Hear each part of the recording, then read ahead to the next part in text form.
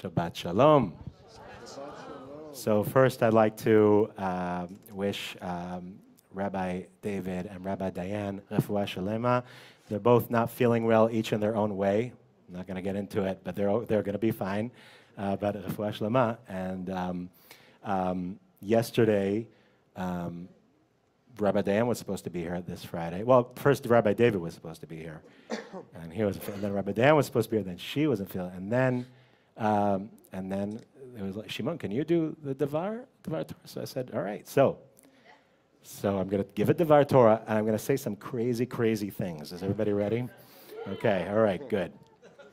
Okay. Let's do it. All right. We're going to do it. Here we go. Thank you for helping me prepare. Thank you for preparing me to be this sanctuary for you.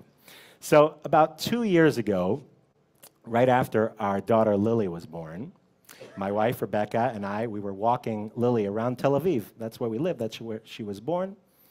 And we were talking politics. And we were talking about Bibi. And we were talking about how he was a prime minister for way too long. And, et cetera, et cetera. I'm not going to get into that too much. But we were talking. We both agreed on that. That's when Rebecca said to me, she said, something, I'm paraphrasing. She said, something is going to have to change in the status quo between Israel and the Palestinians because it can't keep going on like this. This is 2 years ago. So I brushed that comment off at the time, and because my attitude was always live and let live. I always, it's just like most Israelis. I lived in Israel since I was a kid, and just like most Israelis, I thought, what's going on now is working. We have quiet, and every few years there's a skirmish that's far away from where we were, and then a few more quiet years, then another skirmish, a few more quiet years, another skirmish, and that's how the status quo was happening. Everybody knows they get money, the Hamas, who were the rulers of Gaza, they get money from foreign nations. That money's probably going toward building different terror tunnels, probably, but that's the price that we pay for quiet. That's the status quo. That's the status quo. That's how we were living up until October 6th. And, 6th, the day before, yeah. And we were thinking, what's the worst that can happen? Well, we know what happened. And so I should have listened more intently to what Rebecca was telling me. And in fact, I think that we all could have tried a little bit harder, all of us, to realize that we were in an insane scenario. Just like Albert Einstein was coined saying, insanity is doing the same thing over and over and expecting different results. And we can learn more about this insanity, actually, in our new book of Torah that we're starting this weekend. We're starting the book of Shemot, Exodus. We're starting, the Parsha is called Shemot. And we're introduced to Moses, to baby Moshe Rabbeinu, who will be soon. And Moshe was born into a world of turmoil, to people who were enslaved for hundreds of years. That's what they knew. They didn't yet even realize that they were a people. And that was the life that they knew at the time, and he himself wasn't even supposed to be born because of Pharaoh's decree that any son born to the Israelites shall be thrown in the Nile. And this is the insanity that we're thrown into as readers. So it's through a series of female leaders that Moses survives and makes it all the way to the palace. And we're told by our sages, by our rabbis, that bischar nashim tzadkaniyot shayu beoto ador nig'alu Yisrael mimitzrayim. In other words, it's due to righteous women of that generation that Israel was delivered from Egypt. And we read about those women in our Torah portion. In Midrashim, doesn't say it explicitly, but in Midrashim it tells us a longer story of Miriam, Moshe's brother, about Miriam's bravery. Sister. What did I say? Sister, thank you, of Moshe's sister, of Miriam's bravery. And even before Moses was born, she told her father, according to this midrash, her father was scared and decided, we're not going to have kids at all because of this decree. We can't take this chance. We're not going to have kids at all.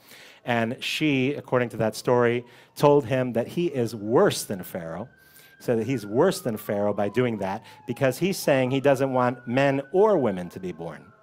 And this convinced him, and he and Yocheved, that they shouldn't give up and they should bring more Israelite children into the world. And you think about Yocheved also, who under such extreme circumstances, she decided to have this baby. And we're told about also two midwives. It says it in our Parsha, Shifra and Pua, that who not only defy Pharaoh by not killing newborn sons, but they creatively cover it up by saying that the Israelites are like animals and they have kids without midwives. It's crazy. They're just crazy. They're like just, and so they cover up the whole thing. And later, Miriam continues her creative thinking by following the basket with the baby in the Nile and risking her life by suggesting to Pharaoh's daughter, who found him, that she knows of a mother who just gave birth and who can be a wet nurse for this child. Pharaoh's daughter, Batya, is one of these righteous women who was no dummy and probably recognized this, that this was an Israelite baby. And she ends up raising this child as her own, regardless of his nationality. Moses' entire existence was made possible due to the bravery and creativity of women who saw ways to do things differently. We are living in a time where we have to start thinking differently. I'm completely awestruck when I hear of the bravery of women on 10/7, October 7th. For instance, Rachel Edry, Isha Tzadkanit from Ofakim. Her bravery didn't include physical strength of fighting in the field. She recognized the traditional needs of the terrorists who came into her home and entered her and her husband's place, and she made them food and hosted them and distracted them for hours until forces came in to save her and her husband. When President Biden came to Israel, he went to meet her.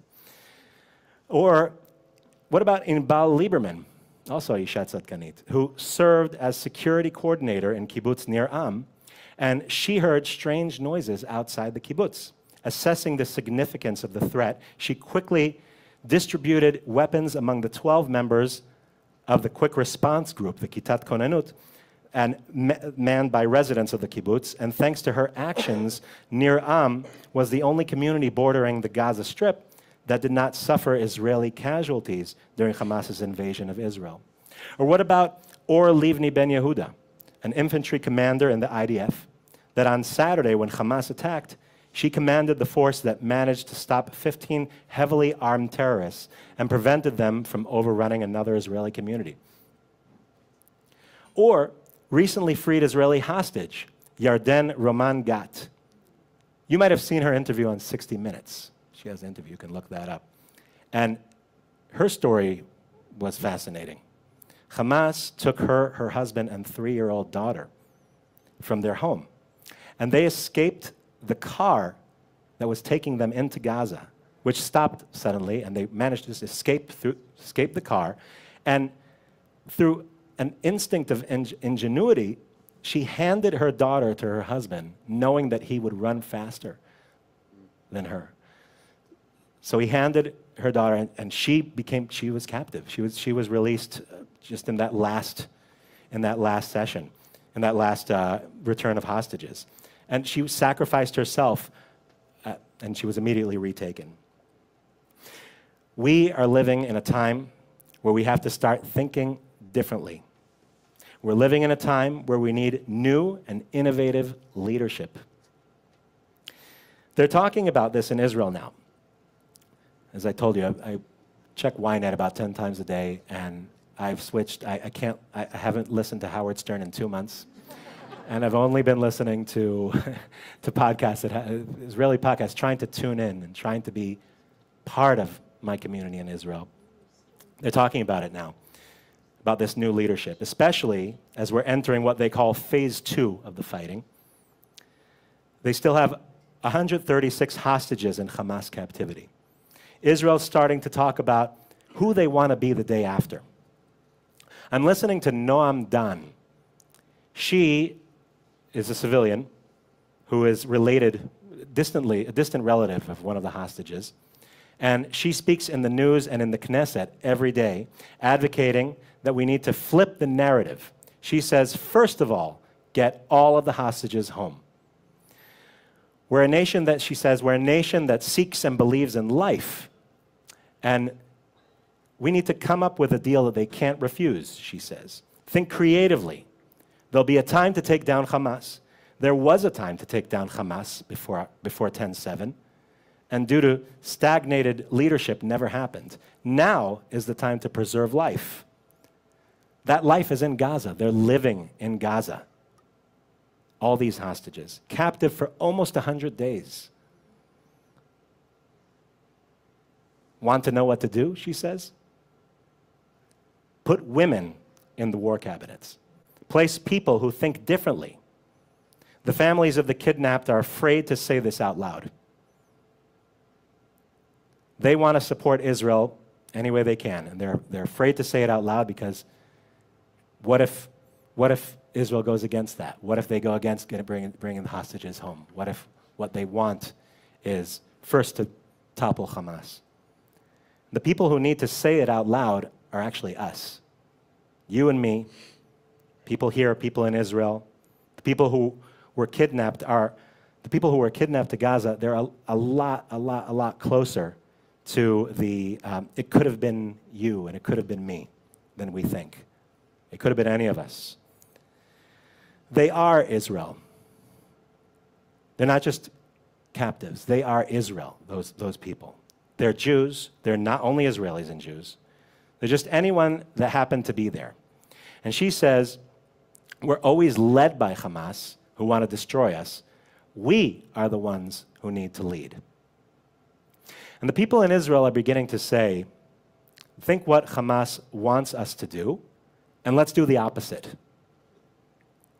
A mother of a kidnapped 18-year-old who was at the Nova Festival said that one of the things that one of the things that bothers her the most is that there are no mothers in the war cabinet.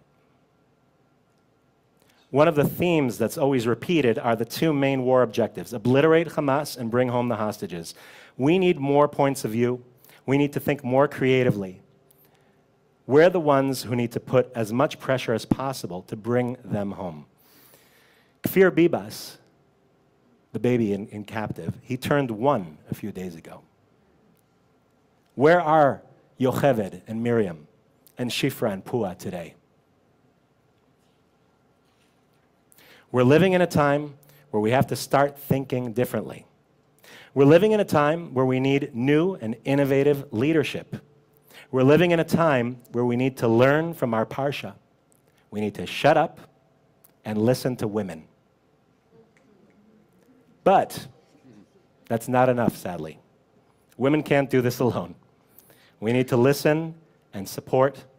We need to stop thinking there's only one way of doing things.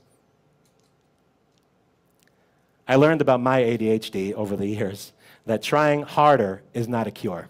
That's what I was told when I was a kid and undiagnosed. I was told, try harder and you do better. It never works. It never works to try harder. The cure might be trying differently. That might be. Rabbi Diane said last week about her visit to Israel. She said that Israel is not in PTSD right now. It's not post anything, she said.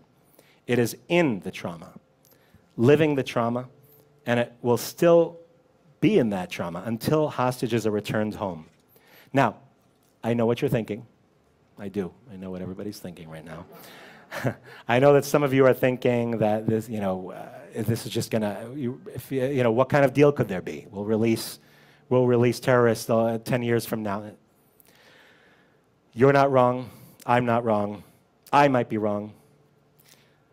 I'm definitely wrong. I don't know the answers. And this is not a zero-sum game. If we just follow the rules of the Egyptians at the beginning of this Parsha, there would be no people of Israel.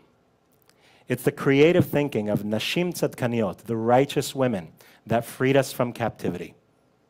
I pray that we follow what this Torah portion is telling us, and that 2024 will be a year of trying differently, of creative thinking, and of listening to each other. Amen.